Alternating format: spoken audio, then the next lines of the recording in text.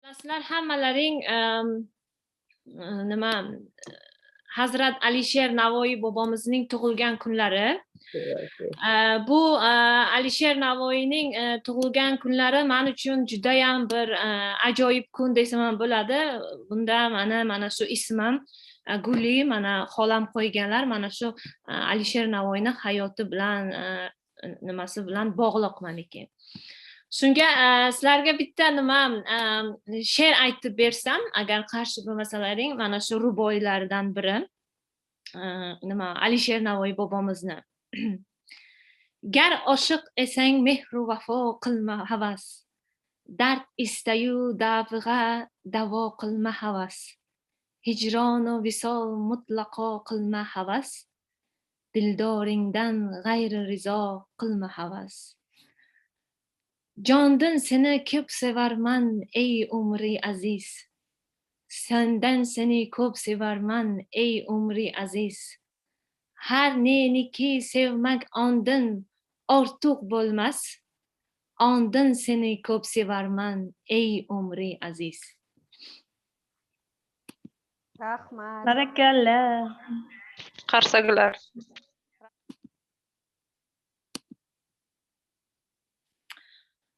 Good afternoon, Afzal Khan. Can you hear me? Of course I can hear you, and the camera is switched off. I'll put it on when you tell me. Yeah, you can put it on. The ladies are here. We are waiting for you, and I'm here too. I am sure you can see me. I can, mashallah. Okay, are you ready? I am ready, but I cannot see you. You will see me now. Okay. Just finishing my lunch off. Oh, wow. So you don't want to see me when I'm eating lunch. Well. If you want to take your time, you may take your time, and we can wait, ladies here. You know, let's start. Let's talk. It's not fair. Okay, so let me introduce you to my ladies. Hurmatli ayollar, mehmonimiz she'rdalar.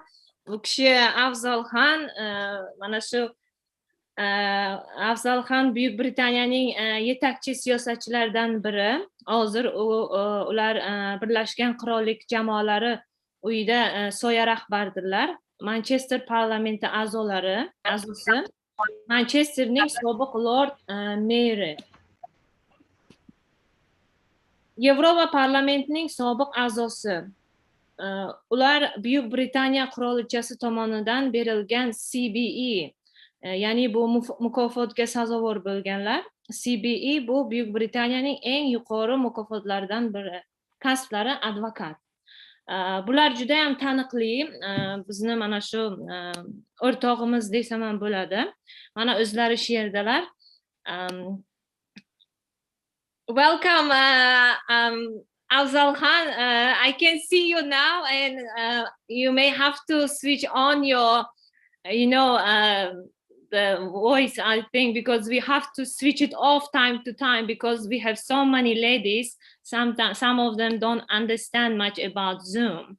And I would like to welcome you in our master class. It's an honor to have you here. And I did explain, and I've been telling about you every day, and now as well I did explain about you, and I told them all the information about you.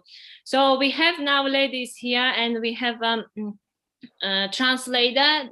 The lady, she studied in Manchester, and the moment she's in London. She's from Uzbekistan originally. She lives in here, and her name is Dilsora.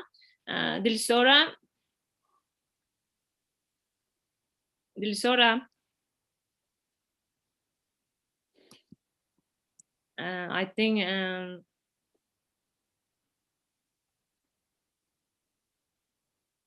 hello, Dilsora.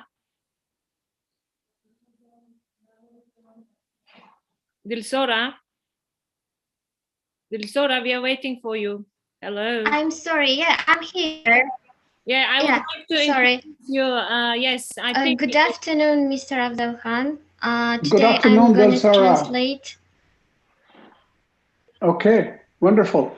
But can I first of all say good afternoon and assalamu alaikum to all of you, and thank my good friend Guli for arranging this. It's a pleasure to be here amongst all of you, our future leaders. I am more than happy to share my experience with you, and towards the end we can open it up and ask any questions you like. There are no limits. But I will do my best to be honest and to share with you anything I can to help you understand my journey. And I hope through that, the lessons which can be applied to yourself. So the quick point to start with is my heritage is I'm a Pakistani. My mother was from Kashmir. So in that sense, my heritage is due from Kashmir and from Pakistan. And then as a young person, I came to the UK. I have a very humble background. Things were difficult for the family. So they then allowed me to be adopted. Shall I stop here? Yes, I think you have to stop like 3 to 4 sentences. Yeah, can I translate your speech, please? So, yeah. Thank you, Mr. Afzal Khan. Ular aytibdilarki, men sizlarni bu yerda ko'rib turganimdan juda ham xursandman. Guli xonim taklif qilganlaridan xursand bo'ldim. Men hozir sizlarga o'zimni bosib o'tgan yo'lim haqida qisqacha aytib o'tmoqchiman va qanaqa savolinglar bo'lsa, hech qanaqa ikkilanishsiz berishim mumkin. Sizlar uchun hamma savolga javob berishga tayyorman. Men o'zi asli Pokistondanman va qiyinchiliklarda o'sganman va Angliyaga kelib, Angliya oilasi meni boqib olgan deb aytdilar. So at around the age of around 11, 12, I came to the UK. It was a very difficult time as a young person growing up, and all that you know about language, your family, your friends, and your culture, everything gone. In the British culture, I came.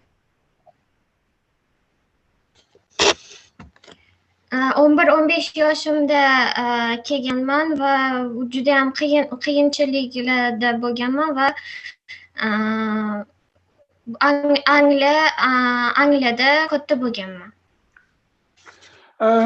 So then I suppose it was difficult for me to settle down here.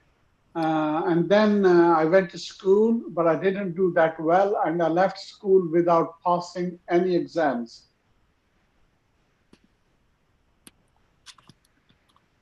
Bu yerga joylashib olish juda ham qiyin bo'lgan. Men maktabda hamma fanlardan yiqilganman.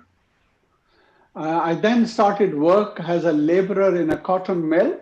And then after a few years, I realized, that if you want to achieve something in life, then a choice I have is to carry on working all my life in that mill or try to do something different.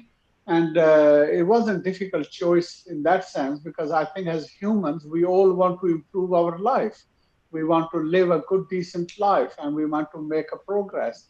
So that's what was the big change for me. And that then took me on a journey, which has been an amazing journey.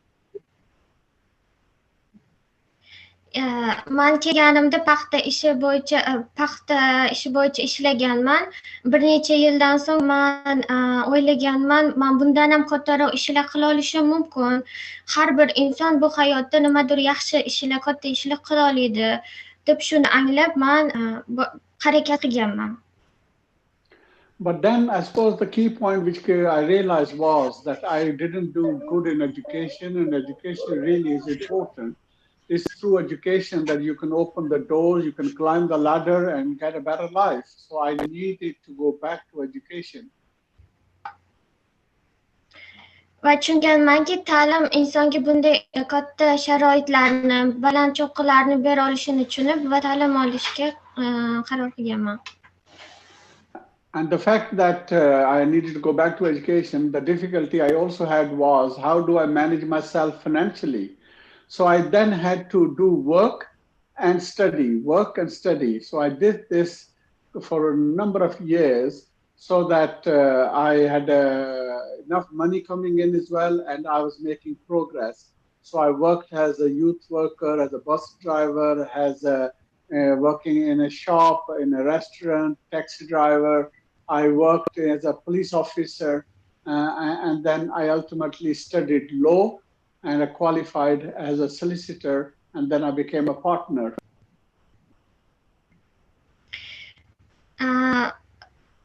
Ta'lim va ishni bir vaqtda olib borish juda ham qiyin bo'lgan, lekin men bu qiyinchiliklarni yengib o'tib, hozirda advokat bo'lib ishlayman. Men taksi haydovchi, avtobus haydovchi, politsiya ofitseri bo'lib ishlaganman va bir vaqtda ta'lim olib, ikkitasini baravar olib borganman. Hozirda men advokat bo'lib ishlab, hozirda yirik kompaniyani hamkor advokati lavozimida ishlayman. So when I became the partner in a law firm, that was a good place and I was earning a very good money. This is when my second change in life happened. I then decided really that I was earning very good money, but end of the day, you know, I was earning more than I need. So I thought, well, what's the point of trying to collect money? And I then thought very deeply about things, and I realized, you know, life is limited. We all will die, and money doesn't go with you.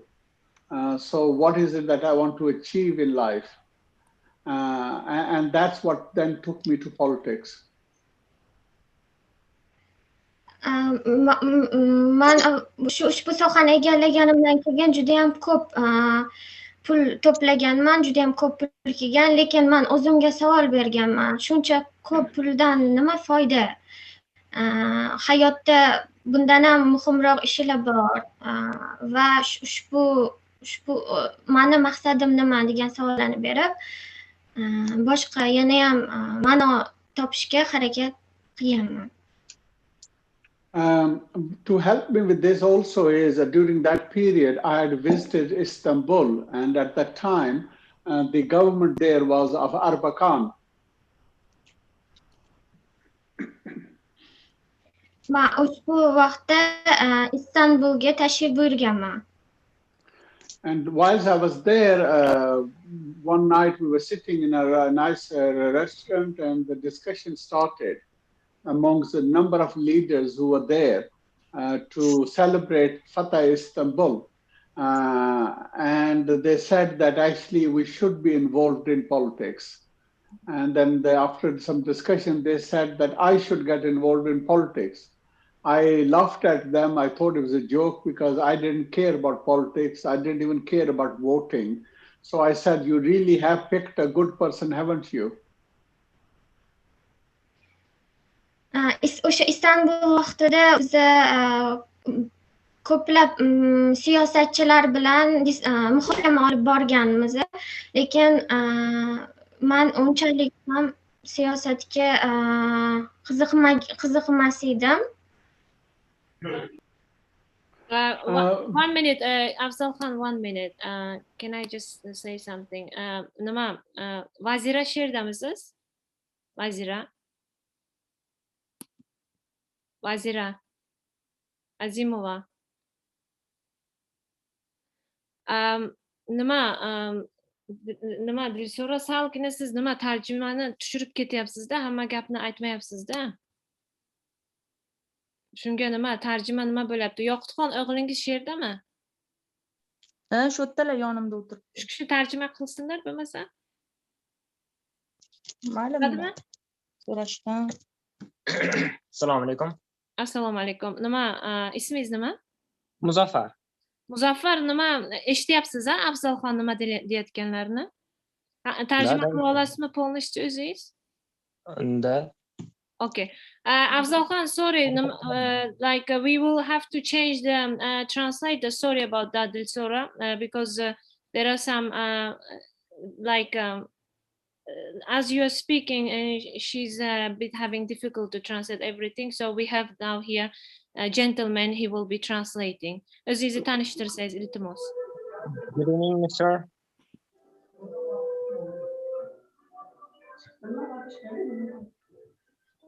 Mr. Yoqutxon, nima televizor ovozi kelyaptimi sizlar tomondan? No, no. Okay, balandroq gapiringda, nimangiz yondirib balandroq gapiring, ovozingiz kelmayapti.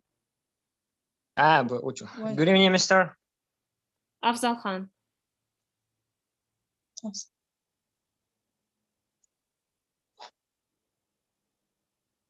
Hi, good evening. Can you hear me? Yeah. My name is Muzaffar. Okay, so basically, like I was explaining, this is through how my journey with politics started. I then got involved at a local level and stood as a councillor, and I won my seat from an opponent from different party. Man turli xil anaqalarda ishlaganman. Bu politikani endi birinchi qadamim bo'lgan. Va konsullikda ham ishlaganman. After becoming a councillor, my next big jump came. I stood for to be the lord-meri of Manchester. Bundan keyin esa Manchester lord bo'lganman. Now, no Asian or no Muslim had ever been the lord-meri of Manchester, so it was the first time somebody was doing this. And I spoke to the leader of the council and I said, will you be supporting me? And he said, yes. Bundan keyin bu birinchi ishim bo'lgan. Keyin ular keyin menga yordam berishgan.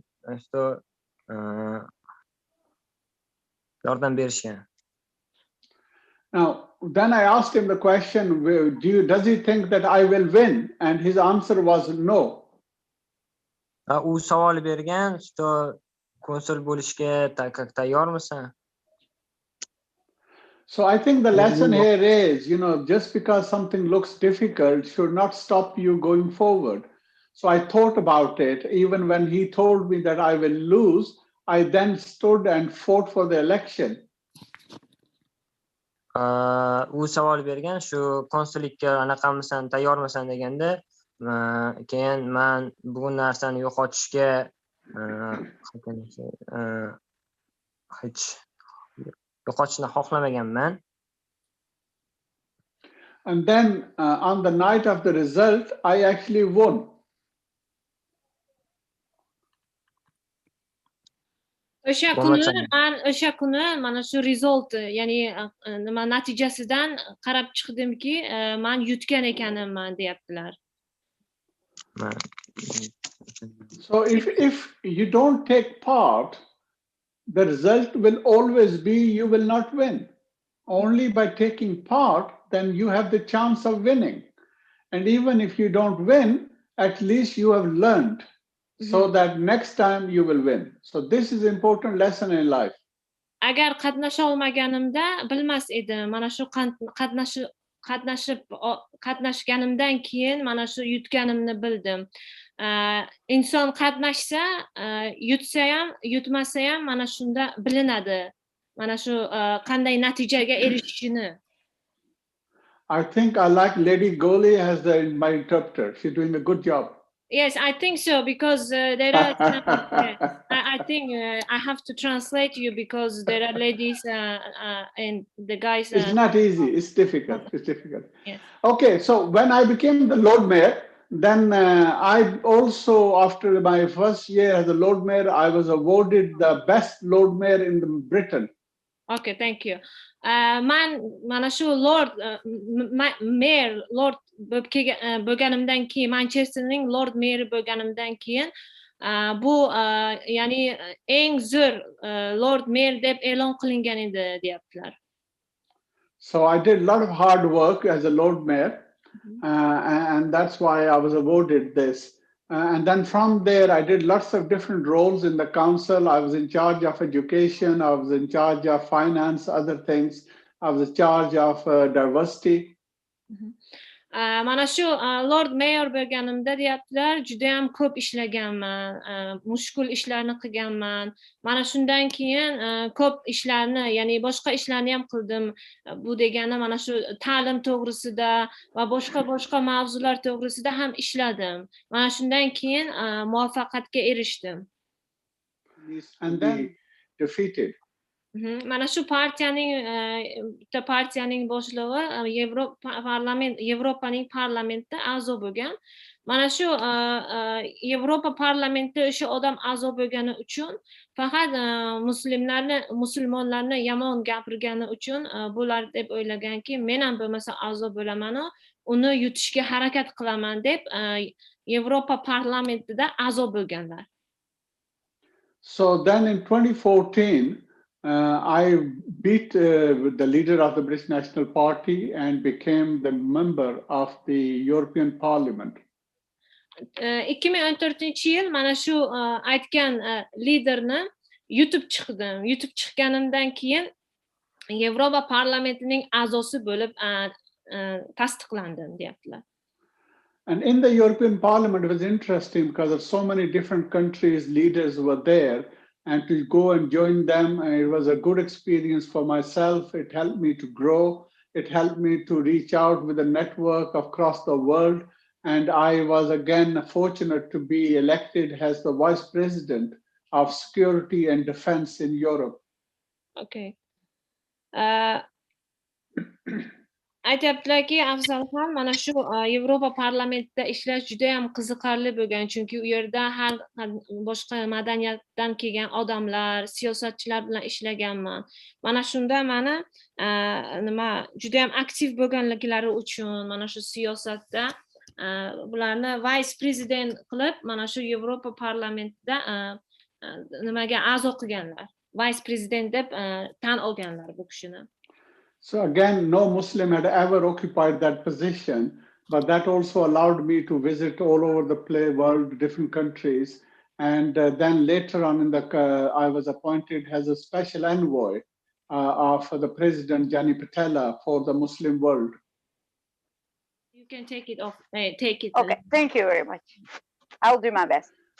Yeah, thank you. So from there on, again, I did a lot of work within the European Parliament, with the Commission, with the world, building up these networks and the work and the challenges that we were all facing.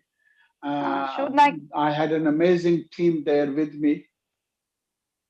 Shundan keyin butun dunyo bilan, parlament bilan va aloqalarni tiklashni, hamma bilan muloqotda bo'lishni, networking, aloqani yo'lga qo'yishni boshladim. And one of the things I've always practiced is having a good team, because it doesn't matter who you are and it doesn't matter how good you are only good as your team. Because as a person, sizni guruh jamoangiz, agar sizda jamoa yaxshi bo'lsa, jamoani yaxshi tuza olsangiz, yaxshi jamoa a'zolarini to'play olsangiz, eng muhimi shu va o'z jamoamni shunda to'play boshladim men.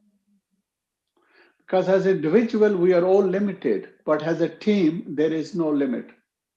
Agar bir o'zing bo'lsang, sen chegaralangan insonsan. Agar jamoa bo'lsang, senda hech qanaqa chegara bo'lmaydi. Ya'ni hamma narsaga erishishga imkoniyating keng ochiladi. And for a successful team, you ultimately need people who have different strengths, so that pulling all those strengths together makes you very strong.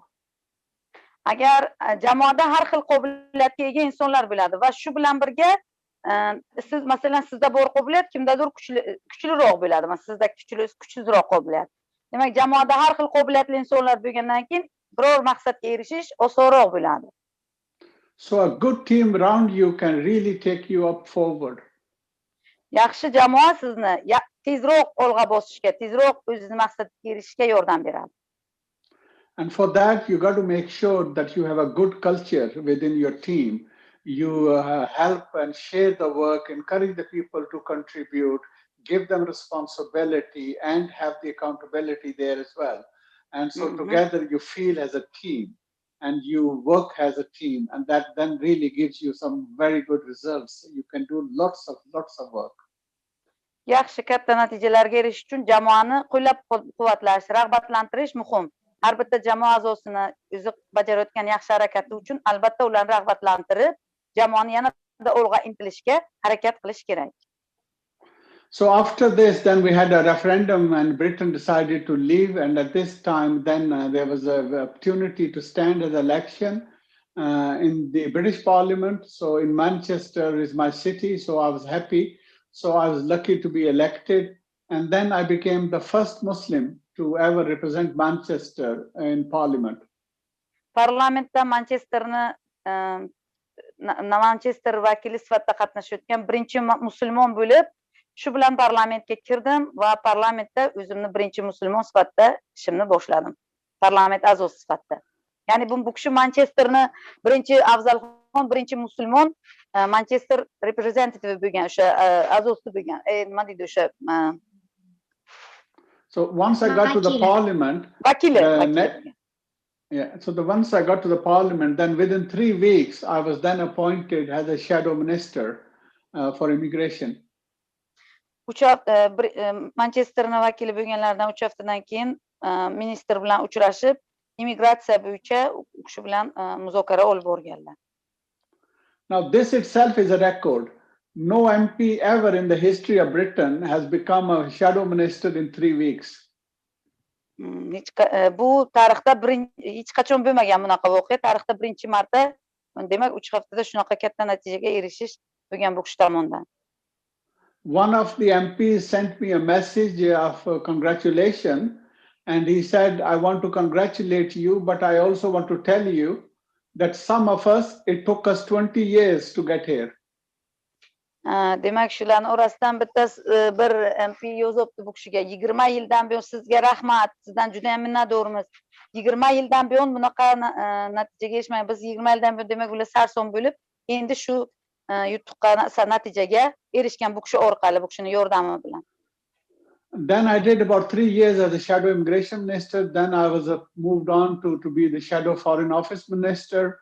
And then currently now I am the deputy leader of the House of Commons, shadow deputy leader of House of Commons. House of Commons. So from shadow immigration, I did shadow foreign office minister. And then from shadow foreign office minister, I became the deputy shadow leader. Xorijiy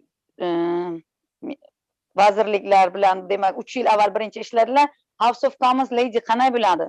House of Commons bo'ladi. U mana shu House of Commons. Buni o'zi yo'q, o'zimizga Oliy Majlisda gapda shunaymi? Quyi palata deganday.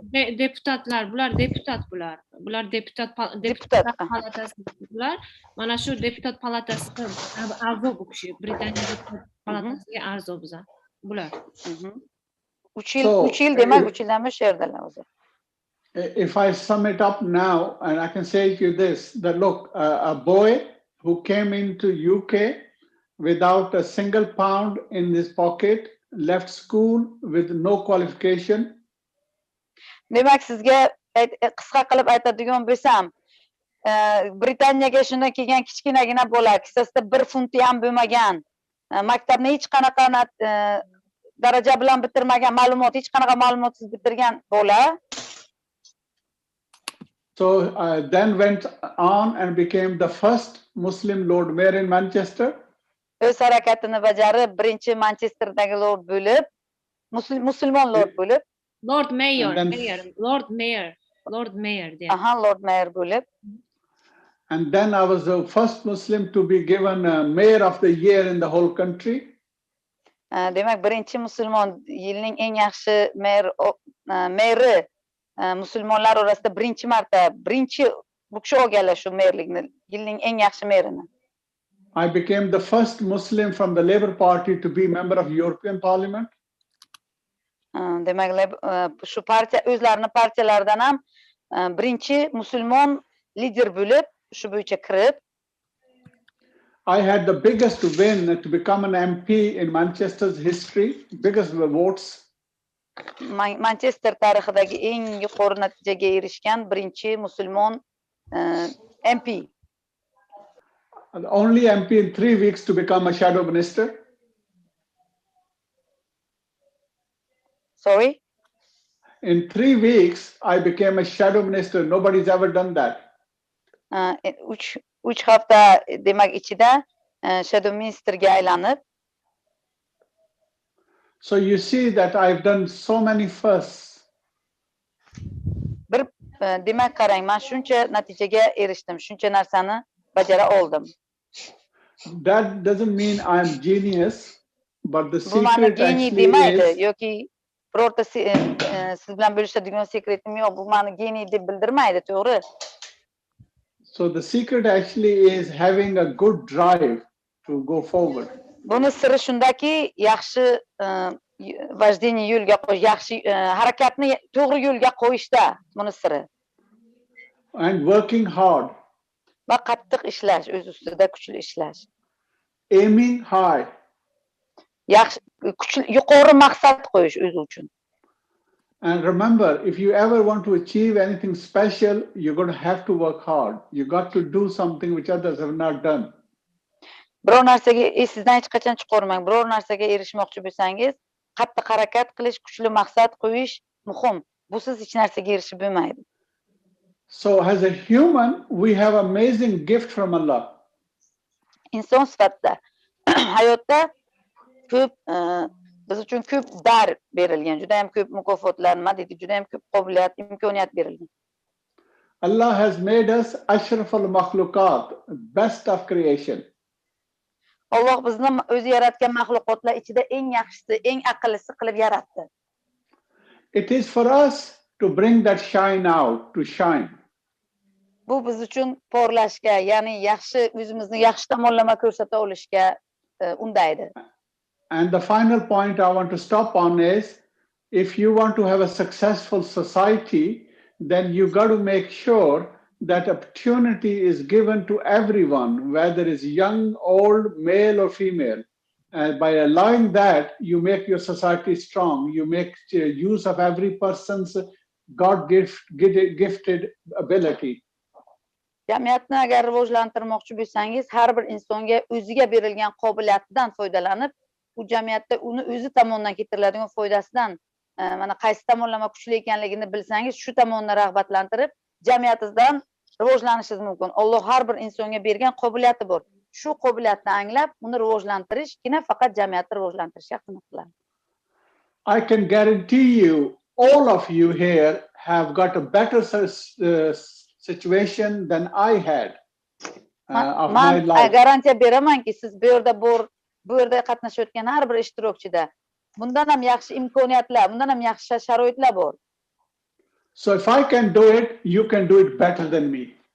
O'shani toping, kurashing va siz mendan ham yaxshi natijaga erisha olasiz. Inshallah. Inshallah. Thank you. Thank you. I'll take questions. Thank you very much, Afzal Khan, and sorry about this translating program because it's first time happened, and I do apologize for that. And agar kimga mana bunaqa savollar bo'lsa, marhamat savol berishlaringiz mumkin, chunki nima sal tarjimalar nima bo'lib qoldi, bizda yaxshi bo'lmadi bugun tarjima. Shuning uchun harakat qilamiz bu darsda yaxshi bitta tarjimonni topishga. Yo'q, endi bunday tarjima uchun agar mana bitta обязательно sinxron tarjimaga o'qiganman. Yonimda bir narsa обязательно bo'lish kerak. Men oldindan xabarim bo'lmadi перевод uchun. Yo'lga qilib ketib, sразу aytardim. Yo'q, rahmat shunga, vaziran, mana shu qo'shilib nima siz nima qildingiz, поддержка qildingiz, bunga rahmat deyman. Marhamat, nima kimga savol bo'lsa agar, Shoira Suvanova savolingiz bormi? Qo'lingizni ko'tarib o'tiribsiz. Savolingiz kimga savol bor? Marhamat, savol bo'lsa agar beringlar. Savollaringiz bo'lsa beringlar. Guli xonim, men savol bersam maylimi? Marhamat. Vazira tarjima qilasizmi? Xo'p. Assalomu alaykum. Afzal Khan, men sizni shuncha bosib o'tgan yo'llaringizni bilan tanishdim. Hozir juda ham to'g'risini aytsam hayron qoldim va shuncha qiyinchilik bilan bosib o'tgan yo'llarda shu darajaga yetishish uchun sizga aynan nima shunchalik motivatsiya berdi? Siz nimaga ilhomlanib shuncha harakatda bo'ldingiz? Okay, Mr. Afzal Khan, I'm really excited to hear what the challenges and what difficulties you have passed through, and until you achieve these positions. So I'm really interested. What motivated you so much that you achieved so far? Just. Yes, thank you. A very, very good question. Can I just first of all say, you know, I've gone through very quickly through my life. I hope it gives you a flavor. I'm sure I can't do justice in a sense in such a short time. But the key good question you asked is this. You know, I have two things from my faith. Translate. Okay. Man avvalo juda ham yaxshi savol berdingiz. Man xursandman, rahmat. Man e'tirof qilganingiz uchun. Man yetishgan natijalarimga ikki narsani asosiy sabab deb bilaman. Bu yerda ikkita sabab bor deb bilaman. Ishonchimga ikkita sabab bor shu kunga. Now these two things come from Prophet Muhammad sallallahu alaihi wasallam. Bu ikkala narsa payg'ambarimiz Muhammad Mustafa sallallohu alayhi vasallamdan keladi. So first thing is, the best among you are those who bring benefit to others. Buning birinchisi shuki, sizning eng yaxshingiz boshqa birovingizga yordami, foydasi tegadiganingiz degan gap. And the second one he said is, a person whose 2 days are the same is in state of loss. Ikki kuni bir-biriga o'xshagan inson ko'p narsani yo'qotibdi deyilgan gap, ikkinchi gap. Demak, bu kishida shu payg'ambarimiz sollallohu alayhi vasallamning ikkita gaplari juda kuchli motivatsiya bergan shu kungi natijaga erishishlariga. Both these are actually very, very powerful, because in essence what they tell you is time does not stop for anyone, and it is your job to make most of the time that you have. Bu ikkalasi ham, bu ikkala gap ham juda kuchli asosga ega, ya'ni mana roviylari ham bu hadis kuchli asosga ega hadis va buni amal qilish ko'p natijalarga erishishga olib keladi. And the second point is that life is limited, so collecting just material is not going to do anything. It's actually service to humanity, which is the best thing you can do. Ikkinchi muhim jihati shundaki, bu dunyoda boylik to'plash, masalan bu dunyoda erishish, materialni yig'ish, to'plash hech narsa bermaydi insonga. Eng muhimi insonni boshqalarga beradigan foydasi va jamiyatga yetkazgan muhimligi, jamiyatdagi foydasi. Ya'ni atrofdagilarga nimadir ulasha olsa, o'zida bor nimadirni ulasha olsa, eng muhimi shu. Moddiy manfaat muhim emas, ya'ni boshqalarga nima bera olishing muhim. Always the time is same for everyone. We all have 24 hours. Boya gaplarning ichida bitta gaplarni unutma, uzr. Biz har bir inson uchun vaqt chegaralangan, limited, hamma vaqt chegaralangan. Lekin hozirgi endi gaplarida har bir inson uchun bir xil vaqt berilgan, 24 soat. The difference is between a successful and a failed person is the successful person will always make good use of time. Omadli va omadsiz odam, omadsiz demaymiz-ku, endi omadli va undan nimaroq odam, omadga yaxshi erishmaydigan odamdagi farq shundaki, bittasi vaqtdan unumli foydalanadi, bittasi vaqtni bekorchi vaqt bilan o'tkazadi. Eng vaqtdan unumli foydalana olmaydi. So this is, I think, the key message really, that we all should know what is the real pleasure, and the real pleasure is serving others. And the second thing is making good use of your time to do that. Demak, eng muhim narsa shuki, boshqalarga xizmat qilish, boshqalarga foydang tegishi va vaqtni to'g'ri taqsimlay bilishing, vaqtdan unumli to'g'ri foydalana bilishingdir. Bu ikkita asosiy nani unutmang, muhim jihatni. And guarantee is there for you. Thank you very much. And who is next? Xuday Berganova, marhamat. Assalomu alaykum va rahmatullohi va barakatuh. Bugungi suhbatdan juda ham ko'p narsa oldik. Rahmat. Meni qiziqtirayotgan savol, mana ular aytibdilar-ku, maktabni yaxshi baholarga o'qiy olmaganman, qiyinchilik sababli. Mana shunaqa darajaga yetish uchun birinchi nimadan boshlagan ekanlar ilm olishni? Meni shu qiziqtiryapti juda ham. Okay. First of all, she greeted and thanked for everything, for sharing your experience and everything. And she's getting interested how you achieved. Before you started the conversation, you told that you didn't have any qualification or any degree when you started. So what you started with, how you started getting your education, when you started and how you started it. So I said that I left school. I left school without passing any exams. Man sizga bir boshda aytdim. Men maktabni hech qanaqa imtihonlarsiz yakunladim. Maktabdan ketdim. To'ldirsam savolimni yana? Okay, she's asking, can she add something? Yes. Aynan shu savol, o'sha aytganlari menga savol bo'ldi-da. Mana bizda tushuncha bor-ku, boshidan yaxshi o'qigan odam kimdir bo'la oladi, keyin hech kim bo'la olmaydi. O'shanga bular mana katta yoshda keyin shuncha narsaga erishibdilar-da, o'shanga keyin maktabdan keyin nimadan boshlabdilar degan savol qiziqtiryapti meni. It's just in our country, in our culture, we are told always that we need to start learning, just doing our best when we are getting educated, when we go to school, when we start education. So she's asking, in that all ages. I understand. Look, the answer is, first of all, is learning is a lifelong journey. You know, learning doesn't stop. And learning can be done in different ways. And learning can also be done at the side. So when I used to work, I used to then study as well. And then slowly I passed my exams from one level to the next till I became the advocate. Advokat bo'lib shu darajaga kelgunlaricha, avvalambor ilm olish bu butun umr uchun. Ya'ni kichikligingda o'qiysan, faqat keyin o'qimaysan, shunaqa gap yo'q. Butun umrlik inson butun umr o'quvchi bo'lishi kerak. Eng yaxshi narsani o'zlashtirish kerak. Men hamma narsaga ketma-ket harakat qilib erishdim. Qadamma-qadam o'zlashtirish boshladim. O'zimga kerak muhim jihatni boshladim va bugungi kunda shu advokatlik darajasiga yetib keldim. And the day you stop learning, you have stopped growing. Sen o'qishni, o'rganishni, umuman ilm olishni to'xtatgan kuning, sen rivojlanishdan to'xtagan kuningdir. Next question. Mashallah, rahmat. Yana kimda bor? Marhamat, nima savollaringiz bo'lsa agar, Malohati Ibrohim. Assalomu alaykum, Guli Xonim. Assalomu alaykum hammaga. Assalomu alaykum, Afzal. Mr. Afzal. Shunaqa edi ismlar. Afzal Khan. Afzal Khan.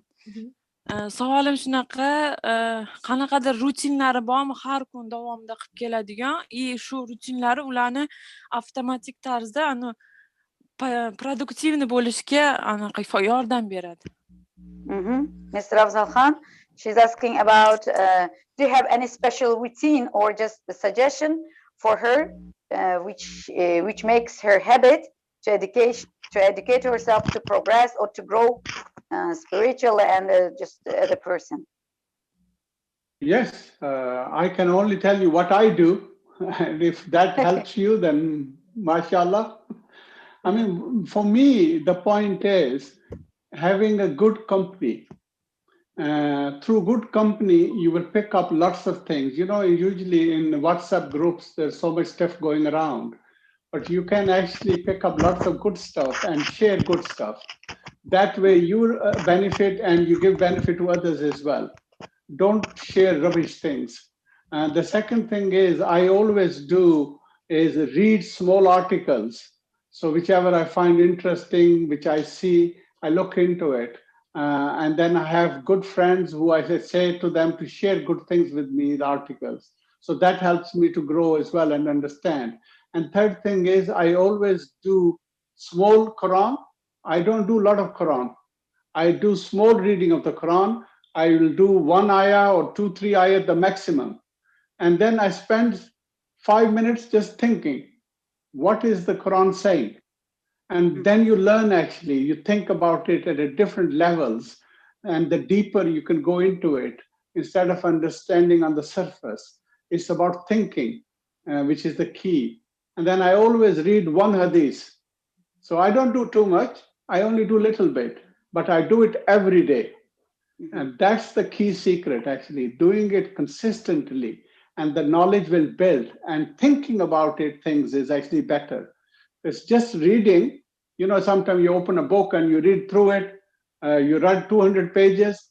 No, stop. And then think, what have you just read? And what does that actually mean? Which way does it connect up? And you will see actually how it enriches you. Eng muhimi, birinchisi yaxshi sherik bo'lsin, do'sting yaxshi inson bo'lsin, sheriklaring yaxshi bo'lsin, yaxshi kompaniya atrofida bo'l, atrofingda yaxshi insonlar bo'lsin. Va ikkinchi muhim, men o'zim ustimda ishlaydigan o'zim tajribamdan aytsam, ko'p maqolalar o'qiyman, ilmiy jihat, ilmiy ma'lumotlari bor ko'p maqolalar o'qiyman. Va ilmiy maqolani quruq o'qib qo'ymayman, uni suhbatlashaman, do'stlarim bilan muhokama qilaman, do'stlarimga fikrlarimni aytaman, uni muhokamaga qo'yaman. Va har kun Qur'onni o'qiyman. Men shunchaki o'qib qo'yish emas, albatta 3-4 soat o'qigandan keyin to'xtayman. O'ylayman, u Qur'on nima deyapti? Qur'onning maqsadi nima? Menga nima beryapti? Avval shuni o'ylayman va tahlil qilaman. Shunchaki o'qish hech qanaqa narsani bermaydi. Hech qachon o'ylamasangiz yoki просто maqolani o'qisangiz, hech narsa uni tahlil qilmasangiz, o'ylamasangiz hech qanaqa yutuq bermaydi. Va buni har doim qilish kerak. Bir kun o'qib tashab qo'yish natija bermaydi. Siz buni doimiy, uzviy, uzluksiz bajarishingiz kerak. Har kun o'qing va o'sha o'qiganingizni tahlil qiling va o'ylang. Bu doimiy bajarish sizga natija albatta ko'rsatadi. Guli xonim, iltimos, menda ham savol bor edi. Marhamat. Avvalambor assalomu alaykum. Afzal Khan nega ham assalomu alaykum. Bu hayotda nima topdilar u nima yo'qotdilar? She's thank you first of all for a good session, and she's asking, could you please share with us what you gained and what you have lost in this life?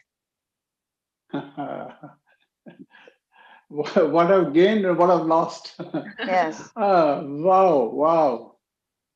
That is a big question, I think. I actually am quite happy with my life. I always thank Allah for all these opportunities He has given me, and I honestly think I don't deserve it. It's only through His mercy. Allah menga avvalo shukronat aytamanki, menga ko'p narsani berdi. Men shunchalik yaratib qo'ydi. Men arzimasam, men o'zimni loyiq deb bilmasam, menga ko'p yaxshiliklar bilan Alloh meni mukofotladi. On money side, I've never wanted to be a millionaire. I decided a long time ago, I actually don't want to be a millionaire. My partners, where I was a partner in the law firm, they're all millionaires. But I stopped. And if I'm honest with you again, the important isn't having a lot of money. Happiness doesn't come with lots of money, actually. Happiness comes from your heart. What are you content with? Bu shuni tushunib yetdim hayotda. Men bilan birga bu ishni boshlagan sheriklarim уже millionerlar bo'lib ketishdi. Meni pul hech qachon qiziqtirmadi. Men millioner bo'lishga qiziqmadim. Men tushunib yetdim. Pul, materialniy olat insonni kimligini belgilamaydi. And if you look closely, then you don't need too much actually. Because if you think about it, what is the most important thing for human? Is the air. It's free. Next most important thing is water. It's almost free. And then you come the food, which is okay, not that free, but it's not that expensive. And you can do so much yourself. If you look at, if you have a small plot of land, small, you can grow so much. And of course you can buy so much as well. So actual amount of money you need is not that much. It's only when we get elaborated into the life and we want to have 200 suits and so much posh with the good label shoes and the purse and a car and all that. They're not necessary. You can have a simple life, which is a comfortable life, without being involved with this material race. And that way you can enjoy your life much more, enjoy the people much more. And the second thing which I think is important is when you talk about what you lost, sometimes if you're not careful, you get into this race, whichever race it is, and you lose the balance. And keeping the balance is the top secret in life. And what that means is like riding a bicycle, you have constantly keep the balance. So you got to keep trying to have the balance in your life. So you will slip, that will happen, but you can keep trying to keep a balance. Aha, juda uzoq gapirdilar. Men harakat qilaman, hammasini key pointlarni eslab qolishga harakat qildim. Bir boshda aytaman. Har bir inson avvalo pul katta materialni imуществоga ega bo'lish insonga baxt bermaydi. Pulni orqasidan qo'yish eng muhim narsa emas. Hayotda men tushunib yetdim. Eng birinchi muhim jihat. Biz uchun yashash uchun muhim narsa havo va u tekin. Suv, u ham tekin. Ikkinchisi oziq-ovqat. To'g'ri, juda tekin bo'lmasligi mumkin, lekin kam pulga ham qorin to'yg'izib kun o'tkazsa bo'ladi, yashash mumkin.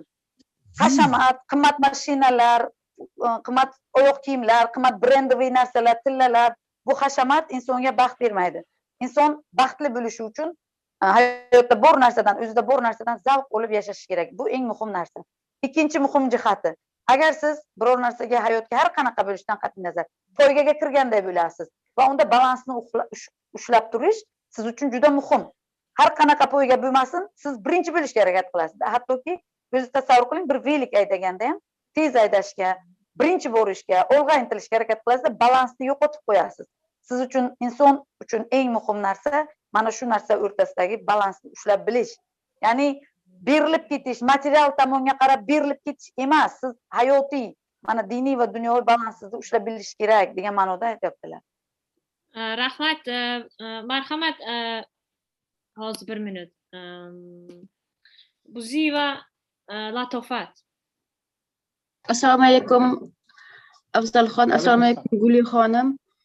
Menda savol bor edi. Menimcha endi bularni shu darajaga yetishishlariga albatta ota-onalarning o'rni juda katta bo'lsa kerak. Ularda nima deb o'ylaydilar? Otani o'rni tarbiyada qanaqa qattiqqo'l otamlar o'zlari farzandlariga otay nimadan boshlash kerak tarbiyani bolaga, asosan o'g'il bolalarga? Shu haqida so'ramoqchi edim. She is asking about being a father, just how to be. First of all, are you a strict father? And what do you think? Is it good to be a strict father for boys? How to educate, how to grow a son? Is it just she's getting, she wants to get really important your suggestions or advices to grow up a son? Are you a strict father, and is it good to be a strict father? And the role of the father in the family. Okay.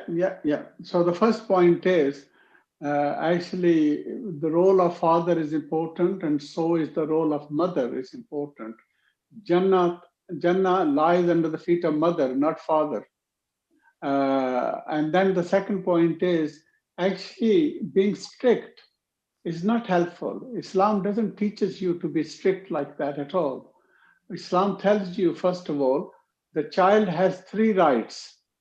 The first one is the person you marry is the right of the child. Second, you give the child a good name. And the third, give child the good education, good manners. That is child's right. So you first of all should fulfill your rights to the child. And the second thing is, as the child grows, you should grow with the child with the age, in the sense how you behave with the child. When the child is young, you should be like a young person with the child. When the child is growing, then you become a friend with the child. And so it's that relationship which you grow as the child is growing, and you adjust your relationship with the child. Child must feel comfortable with you, must not be scared of you, must be able to talk with you. And that is the best environment to have to develop a child. Encourage the child, give him the opportunities, take him out, give time to the child. You know, the more time you give to a child, the better. And the second thing I'll say is, don't separate between the girl and the boy. They are equally important in this dunya and in akhirat. And the problem we usually do is we are more strict with the girl and less strict with the boy. No, treat them equally because they are all important, and do the best with all of them and give them equal right, equal opportunities. That is the best way forward. I have 3 children myself. I have 2 daughters and I have 1 son. I have done exactly that with them. I don't treat my boy less or more favorably than my girls. And I give them all the opportunity. I gave them all good education. They're all professionals. They get on with their life. Alhamdulillah. Alhamdulillah. Rahmat. eng muhim demak birinchi gaplari farzand avvalo Allohning ne'matidir. Inson farzandning oldidagi ota-onaning roli desa, otaning va onaning roli ajratilmaydi. Ona oyog'ini ostida jannat, onalarning oyog'i ostida bo'lgan kabi otalarni ham o'zini o'sha bola tarbiyasida, farzand tarbiyasida roli bor. Ota ham, ona ham teng rolga ega, ya'ni bittasini rolini bittasidan ajratib bo'lmaydi. Inson ota-ona bo'lgandan keyin uni oldida 3 ta asosiy vazifa qo'ylar ekan, shuni gaplari bo'yicha. Birinchisi uni dunyoga keltirish, unga chiroyli ism qo'yish, uni yaxshi ta'lim, ilm berish, bu diniy va dunyoviy unga ilm, ta'lim berish va bola bilan teng rivojlanish. Bola kichikligida uni kichik shirin gaplar bilan erkalab, kichik bola bilan gaplashasiz. U katta bo'lgani sari unga do'st bo'lasiz, maslahat berasiz, o'rtoq bo'lasiz u bilan. Demak, bolani yoshiga qarab u bilan birga o'sish va rivojlanish. Bu katta bo'lgandan keyin ularga katta inson sifatida hurmat bilan muomala qilish. Bola katta bo'lgandan keyin uni yana yosh boladay ko'rib, uni yerga urib unaqa muomala qilish kerak emas bola bilan. Demak, unga hurmat bilan muomala qilish. Qattiqqo'llik hech qachon sizni bola tarbiyasida to'g'ri deb hisoblamas ekanlar. Bolaga baqirish, janjal qilish, uni urishish, baqir-chaqir, qattiqqo'llik foyda bermaydi deyaptilar. Bizda shunaqa narsa bor. Islomda o'g'il ham, qiz ham teng. O'g'il ham, qiz ham farzand, ham dunyoda, ham oxiratda qiz va o'g'il bolaning o'rni tengdir. Meni o'zimni 2 qizim, 1 o'g'lim bor dedilar. Uchalasini ham ilm olyapti, ta'lim olyaptilar, diniy va dunyoviy ta'limlarni olishyapti. Bir xil muomalada bo'laman, birini biridan ajratmayman. Qiz ilm olmasligi kerak, unday bunday degan gap yo'q. Hammasida teng muomala qilib, teng ilm berishiga, teng mehr ko'rsatishga, teng qarashga qo'llaridan kelgancha harakat qilar ekanlar. Sizga ham shunaqa tavsiya berdilar. O'g'il tarbiyasi degan gapni alohida aytmang, chunki o'g'il ham, qiz ham bir xil muhim.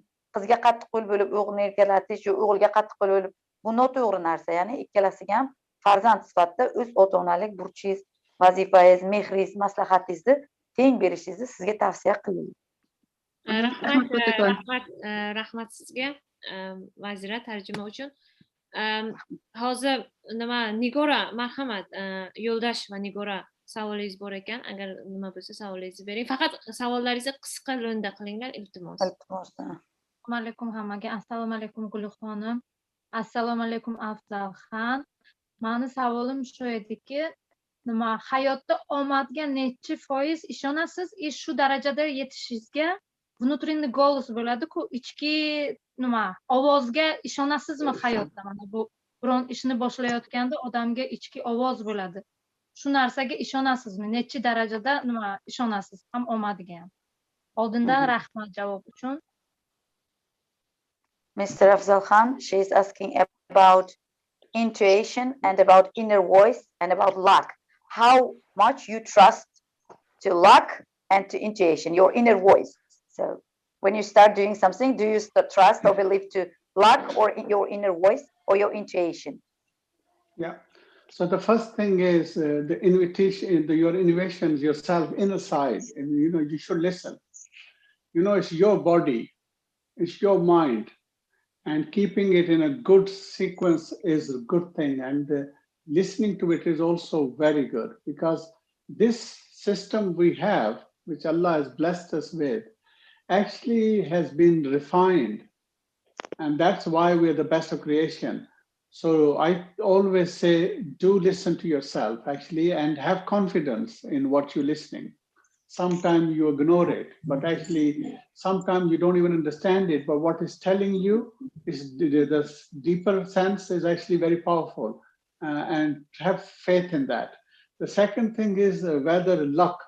I don't believe in luck. I think there's a good saying that the harder you work, the luckier you get. So the secret really is knowing the opportunity and taking up that opportunity. Birinchidan eng sizga javoblari ichki ovozga quloq solish muhim. Ichki ovoz bu sizga Rahmondan keladigan ovoz va ichki ovoz u sizga aniq. Ba'zan biz e'tibor bermaymiz. O'zimizga keladigan ovoz bizga yo'nalish, yo'llanma ko'rsatayotgan bo'ladi. Unga e'tibor bermaymiz. Ichki ovoz muhim. Siz shunga ishoning. Eng muhim harakat. Men omad degan gapga ishonmayman. Omad bu kuchli harakat, qat'iyat, o'zingga bo'lgan ishonch va kuchli harakat. Omad bu shunchaki yo'q narsa. Omadim kelmadi, omadim kelib bu yo'q narsa o'zingga bo'lgan ishonch va harakat va ichki ovozga haqiqatda ham quloq solish kerak.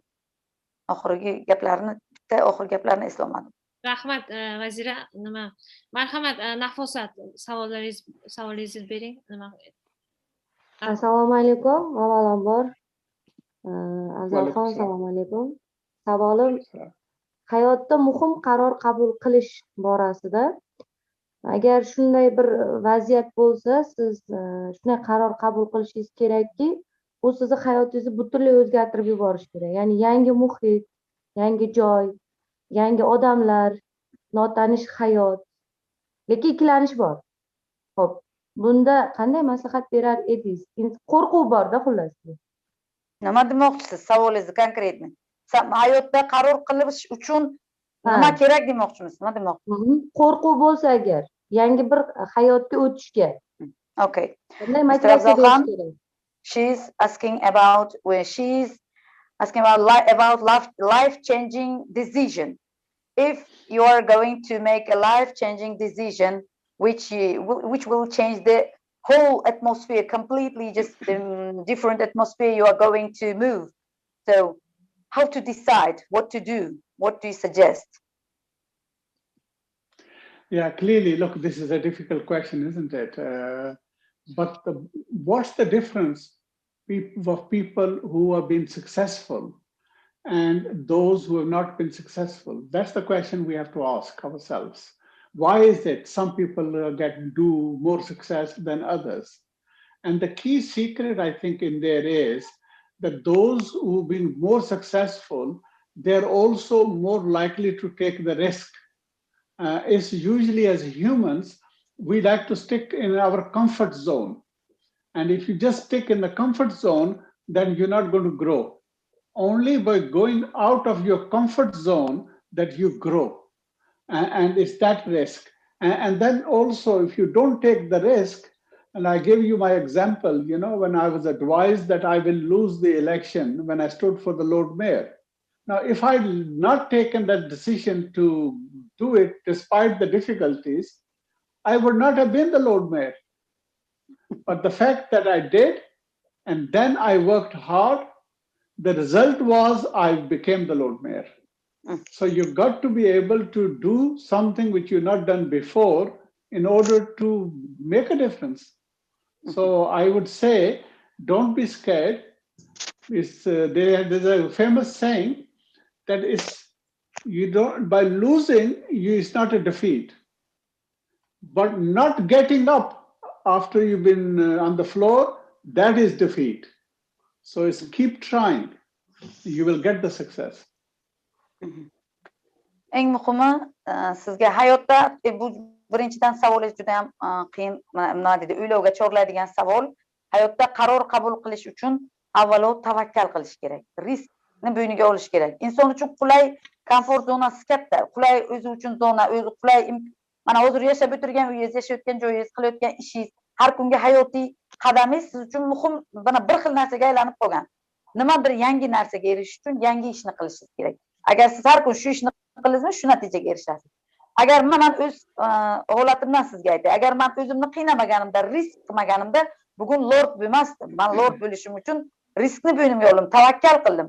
Tavakkalchilik sizga nimadir olib keladi. Tavakkal qilish, ishonch bilan, Allohga ishonch bilan tavakkal qilish. Chunki biz bilamizki, endi mana Alloh bandasi uchun g'amxo'rligini. Agar nimadirga ishonch bilan tavakkal qilsangiz, riskni qilsangiz, albatta nimagadir erishasiz. Shunchaki o'tirib, har kun qilib o'tirgan ishni qilish sizga yangilik olib kelmaydi. Yiqilish muhim, mana yomon emas. Yiqilib turmaslik yomon. Yiqildingizmi, turing, harakatda bo'ling, muhimi to'xtab qolmang. Yiqilgan inson yerda yotsa, u hech qanaqa yangilikka erishmaydi. Yiqilib turish, yana harakat qilishgina nimadir beradi. Ya'ni harakatda bo'ling, tavakkal qiling. Rahmat, nima vazira, bu kishi Lord Mayor, mayor deydi, mayor deyiladi. Bu kishi nima Lord Sheikhga o'xshagan lord emas, Lord Mayor bu kishi. Bu yerda farq. O'zimizda hokimdan shunday aytadi.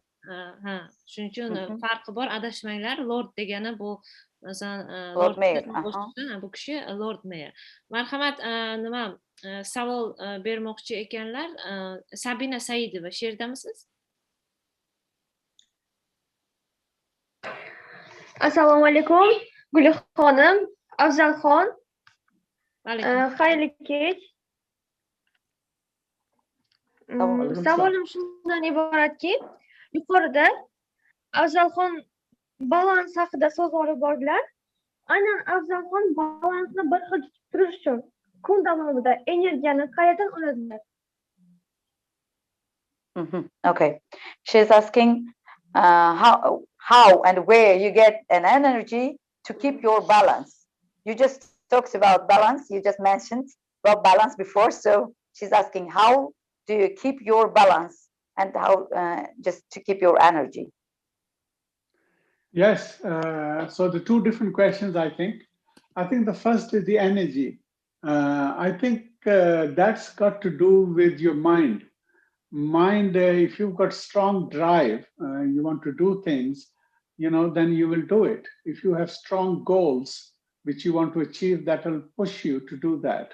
And I've shared with you the two big things which drive me. And then on balance, I think that's the more difficult. I am not perfect. I make mistakes. I lose the balance. Sometime I've been told that, I have a mindset that once I set my goals, I can't see anything else. I just go for that. So this is probably my weakness and probably my strength. But you've got to, I think the secret is like bicycle, I said.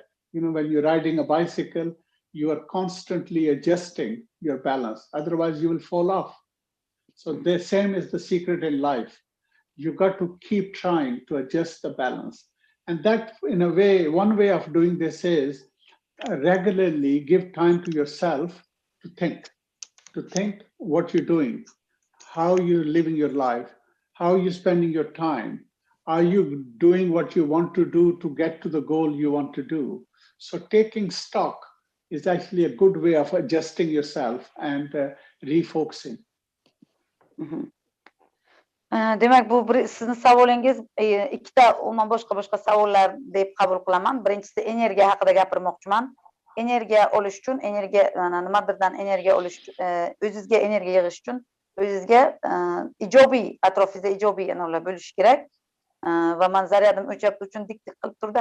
Hamma gapni to'liq ilg'a ushlay olmadim. Ikkinchisi balans. Sizda balansni ushlash asosiy savol menimcha shu edi. Mana oddiy velosiped haydaganda ham ikki tomonga o'g'maslik uchun harakat qilasiz, o'g'ib yiqilmaslik uchun harakat qilasiz. Eng muhimi hayotda balans. Nima siz maqsad qo'yganingizni avval maqsadingizni o'ylaysizda, shu maqsadga qarab balans ushlaysiz. Juda ham, masalan, o'zingizni ham jabrga qo'ymaysiz, o'zingiz qo'ygan maqsadga balansni ushlash orqali harakat qilasiz, yetishga harakat qilasiz. Rahmat. If you look at anyone, juda yaxshi oxirgi gaplarni anglamadim, chunki ekranim o'chib qoladi o'zi meni. Xo'p. Afzal Khan, yes, go ahead, because she's saying her battery is gone off now. The mobile is switched off. Tell her my battery is still going. She's gone now. She's gone. So, what do you want? Okay. To say? I wanted to say this actually. The point is, if you look at anyone who has been somebody big in any life, in anywhere, the secret you will see is consistency for a long time to do something. So being able to stick with your goal for a long time is also the secret of success. Anything worth achieving will not come easily. You would have to really make an effort, and that usually means being consistent. So keep going. So look at anyone, whether it's a good boxer, whether it's a very rich businessman, whether it's a prime minister, any minister, you'll see in their life ultimately, in some area, they've been consistent for a long time and they've been trying, moving, and slowly they've gone to the top. Thank you very much. Mana shu oxirgi savollarga men javob beraman, keyin ularga ruxsat bersak. Aytibdilarki, mana shu katta odamlarni ko'rgan bo'lsalaring deyaptilar. Ularni mana shu darajaga yetishga albatta harakat qilgan. Masalan, nima maqsadga erishish uchun harakat qilish kerak, bitta joyga o'tirish kerak emas deyaptilar. Mana shu maqsadga erishish uchun qattiq ishlash kerak. Mana shu hayotda bo'ladi, yiqilishlar ko'p bo'ladi, lekin to'xtamasdan mana shu odamlar omadli bo'lib ketganlar. Ya'ni mana premyer ministr, ministrlarni ko'rsalaring, hammalari mana shu nima muvaffaqiyatga erishish uchun, maqsadga erishish uchun faqat harakat qilgan, to'xtab qolmagan, harakat qilgan. Thank you very much, Afzal Khan. Thank you. My pleasure. Let me leave them with a message now that I was listening, I was learning. So my message to you is harakat, harakat, harakat. Harakat, harakat. Aytiblarki, mana sizlarga nima tavsiyam harakat, harakat, harakat deyaptilar. Thank you very much. It was a pleasure to have you in our master class. The ladies, you know, they really enjoyed. I do appreciate, and it was a really, really good master class. They have learned a lot from you, and myself, indeed, I learned a lot about you. Actually, I knew about you, but it was a good opportunity for me to know you more closer. Excellent. Thank you very much. And do share with me any good photos you've done of the group, and also keep me in your prayers, all of you. Thank you very much. Hammalaringga rahmat deyaptilar. Nima kim qanaqa rasm olgan bo'lsa, menga tashlasa, men bularga tashlab beraman. Duo qilinglar mana shu nima namozlaringga deyaptilar. Menga deyaptilar. Savol bersak bo'lmaydimi boshqa? Yo'q, ketyapti. Rahmat. Thank you very much, Afzal Khan. Katta rahmat, Afzal Khan. Thank you very much. I shall say. Thank you very much. Assalamu alaikum, all of you. Thank you very so much. much. Thank you. Thank you very much. So much. Rahmat. Okay. Ketdilarmi? Have you gone, Afzal Khan? Yes. Okay. Nima o'qishini masalan biz faqat 1 soatga spikerlarimizni bu yerga chaqiramiz. Men ko'plarni o'zi kuzatyapman. Ko'plar mana shu spikerni tinglash uchun kirgan, ya'ni nima uchun emas, ya'ni darsga qatnashish uchun emas. Men endi ko'z ko'rib turibman. Deb o'ylaymanki, nima harakat qildik sizlarga tarjima qilishga, harakat qilamiz mana shu tarjimon topishga. Agar nima bo'lsa ko'ramiz. Afsuski Nasibani bugun ishlari chiqib qoldi, tarjima qilishga nima bo'la olmadilar. Yoki men bolaligim esimga tushdi. Sabab mana juda qiynalib katta bo'lganman, lekin hozir mayli men Alisher Navoiyni kecha kelgimdir devonni o'qib beraman imkon qadar. Kecha kelgimdir devonul sarvigulro kelmadi. Ko'zlarimga kecha tong otguncha uyqu kelmadi. Lahza lahza chiqdimu chekdim yo'lida intizor. Keldi jon og'zimga-yu ul sho'xibatqo kelmadi. Orazidek oydin erkonda garitdi ehtiyot. Ro'zigorimdek hamolg'onda qorong'u kelmadi. Ey Navoiy boda birla xurram et ko'nglim uyun. Ne uchun kim boda kirgan uyga qayg'u kirmagay. Orada rahmat. Motivatsiya uchun sog' bo'ling, salomat bo'ling. Rahmat, rahmat sizga mana shuni nimani aytganingizni, g'azalni juda men Alisher Navoiyni g'azallarini, ruboiylarini juda yaxshi ko'raman. Menga bir motivatsiya beradi-da. Nima yana bittasi bor. Ko'z birla qoshing yaxshi, qabog'ing yaxshi. Yuz birla so'zing yaxshi, dudog'ing yaxshi. Eng birla minging yaxshi, saqog'ing yaxshi. Bir ne deyey, boshingdan oyog'ing yaxshi. Marhamat, kim yana aytib bermoqchi bo'lsa? Oldingi marhamat. Kim aytmoqchi? Oldingi opa aytgan g'azallarini tarixini aytmoqchi edim, o'zim o'qigan narsani. Marhamat. Ko'pchilik o'sha kecha kelgumdir degan g'azalini ko'pchilik ayolga aytilgan deb nisbat qilishadi-da. Bir kitobda o'qidimki, eshitganmiz, qil sadqa ano boshiga, tun kuniga aylagali nuri bosh, birisini oy anglab, birisini quyosh. Ushbu g'azal yoshligimizda o'rgatilgan ota-onalarimizga bag'ishlanadi. Birini oy anglasang, birini quyosh deyilgan. Rahmat sizga. Rahmat, Mahliyo. Yana kim bor? Assalomu alaykum. Va alaykum assalom Nargiza. Men ham bitta aytib bermoqchiman. Maktab davrimizda o'rganganmiz. Hayajonlandim. Mehr ko'p ko'rgizdim, ammo mehribone topmadim. Jon basay qildim fido, oromi jone topmadim. G'am bila jonimga yetdi, g'amg'osore ko'rmadim. Hajr ila dil xasta bo'ldim, dilistone topmadim. Agar xato aytmagan bo'lsam. Rahmat. Men yaxshi ko'rganimni aytdingiz. Marhamat, yana kim bor? Assalomu alaykum. Guli opa, bitta gapirsam maylimi? G'azal aytsangiz mayli, ruboiy g'azal. Yo'q, men anaqa o'tgan hafta shu bitta zo'r voqea bo'ldi, o'shani aytmoqchi edimda. Marhamat. Assalomu alaykum aziz qizlar, Guli xonim.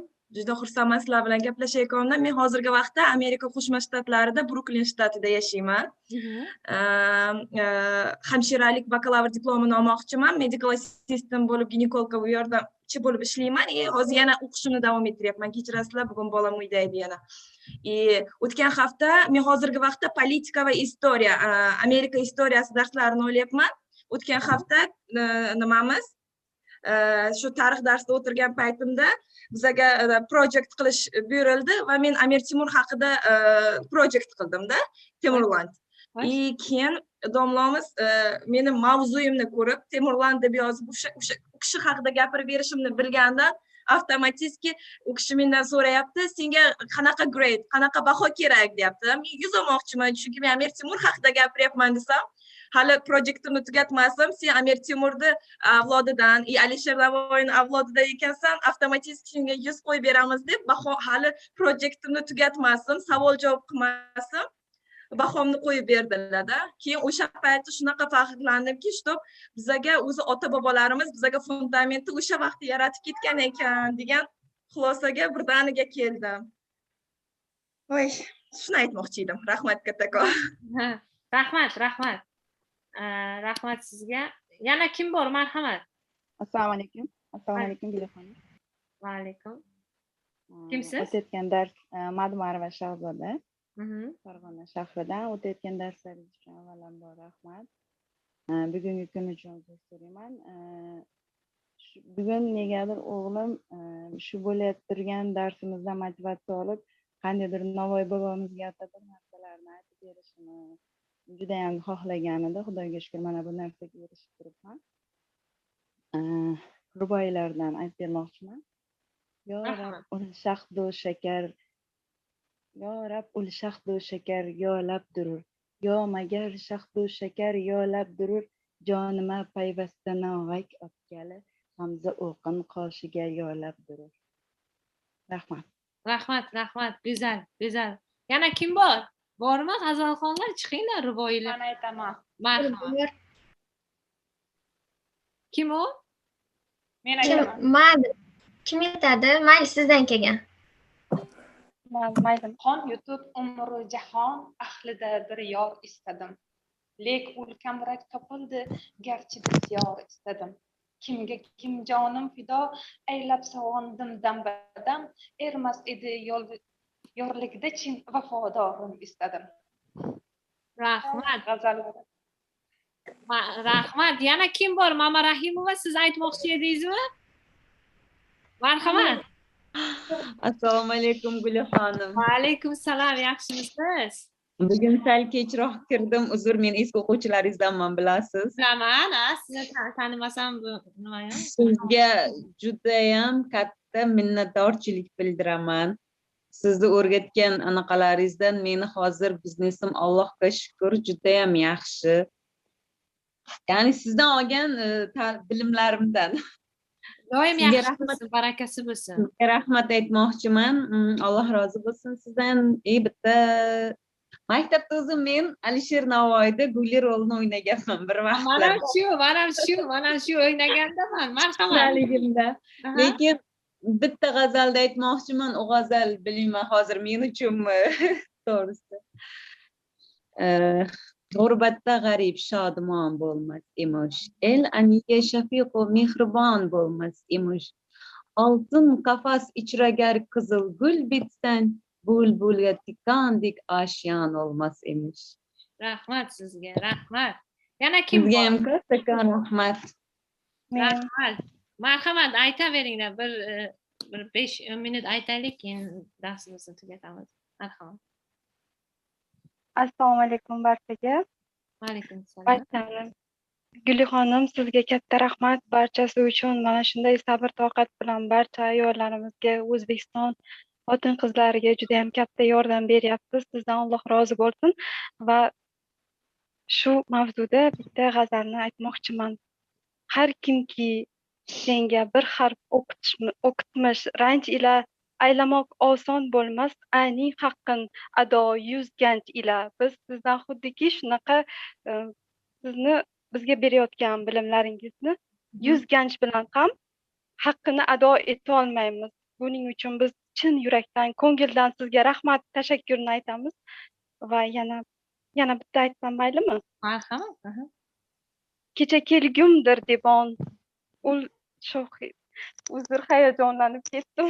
Endi ruxsat bergani uchun barchaga rahmat kattakon. Bugun juda ham kuchli motivatsiya oldim. Shunchalik bizga imkoniyat yaratib berayotganingiz uchun, sizdek inson bilan hamsuhbat bo'layotganimiz uchun barcha xotin-qizlarimiz nomidan tashakkur izhor qilamiz. Ilohim Alloh rozi bo'lsin va yana boshingizdan o'tgan qiyinchilik kunlaringizni biz bilan bo'lishib, bizga yanada sabrli, kuchli, matonatli bo'lishga undaganingiz uchun sizga kattakon rahmat. Kattakon rahmat barchaga. Rahmat sizga, mana shu nimangizga, ruboyingga. Men ham endi ruboiy g'azalxonlikni juda yaxshi ko'raman. Bu nima? Shuncha qiynalib yashagan bo'lsak, biz ham musofirchilikka mana shuni bizlar nima baribir esimizda qolganda, mana shu o'qiganlarimiz, nima qilganimiz eslab turib, mana shunaqa g'azallar, she'rlar motivatsiya beradi, insonga energiya beradi. Mana shu so'zlar, go'zal so'zlar. Yana bittasi unchalik nima esimda emas, hozir men aytaman. Ko'rgali husningga zoru muttalo bo'ldim senga. Ne baloliq kun edikim, oshno bo'ldim senga. Har necha dedimki kun-kundan uzayin sendan ko'ngil. Bahki kun-kundan battaroq mubtalo bo'ldim senga. Lablaring kim hayf erur teng tutmoq oni qand ila, sindirur 100 qand bozorini shakar xand ila. Go'zal bular, ma'nosi juda ham romantikni buni. Ya'ni insonni nima tuyg'ularni uyg'otib yuboradigan g'azallarda. Marhamat, agar yana kimdir g'azal, ruboiy aytmoqchi bo'lsa, she'r, marhamat aytishlaringiz mumkin. Keyin maylimi Guli xonim, men aytsam? Marhamat. Guli xon. Marhamat. Avvalambor shunchalik bizani o'qitayotganingizga kattakon rahmat aytaman. Endi men keyinchalik kirgan bo'lsam ham, aslida O'zbekistondan bo'lsak ham Koreya davlatida o'qib ishlab yuribmiz.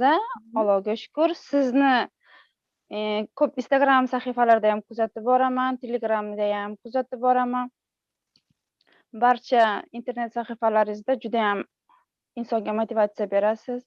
Ayollarni shunchalik darajada qo'llab-quvvatlayapsizki, hatto O'zbekiston o'zingiz boshqa davlatda yashab turib, boshqa davlatdagi motivatsiyalarni olib turib, bilimlarni olib turib, O'zbekiston ayollariga ham ko'proq o'qishda, onlayn darajasida ko'proq ma'lumotnoma beryapsiz. Bunga tashakkur izhor qilaman.